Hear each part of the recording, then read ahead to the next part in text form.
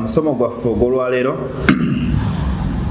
tugenda kusoma ku ahkamul khitba, amateeka agafuga okwogereza omukyala, wa adabiha n'empisa zaako. Kyetugenda okusooka okulaba al khitbatu, abafu okwogereza kyeki. Sheikh agamba nti hiya idhaaru raghabatu fi zawaj bimra'atin muayyana, kwe kwolesa obwagazi bw'omuvubuka oba omwami yenna, obwagazi bwe obw'okuwasa eri omukyala yeeyawulidde. Wa ilaami waliyiha bidhalik, n'okutegeeza kw'oyo amuvunaanyizibwako, kitaawe oba jjajjaawe oba mwannyina.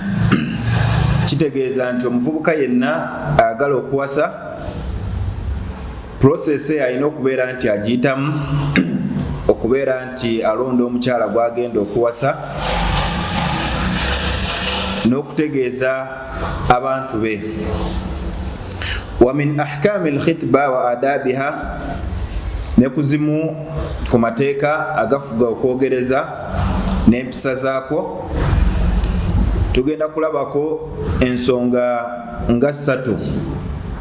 Esooka, tahrumu khitbatu al-muslim ala khitbati akhihi alladhi ujiba li talabihi walau ta'ridan.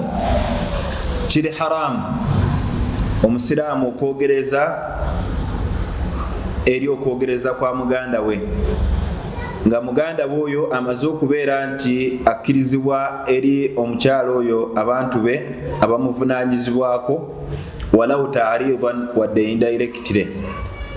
Nabwe ekyo tokkirizibwa ng'omusiraamu okumanya okubeera nti munno ayogereza omukyala n'oga nti kazaabika emipiira.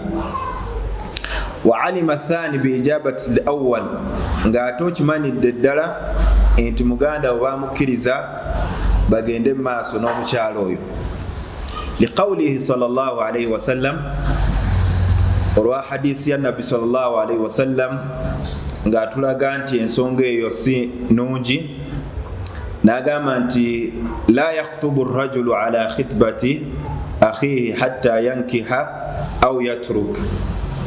Tekikkirizibwa omwami yenna omusiraamu okubeera nti oyogereza ku kwogereza kwa muganda wo okutuusa nga muganda wo oyo okumulekera chance awasa omukyala oyo oba akiveemu. Singa abanga alemereddwa, awo okkirizibwa okubeera nti omukyala oyo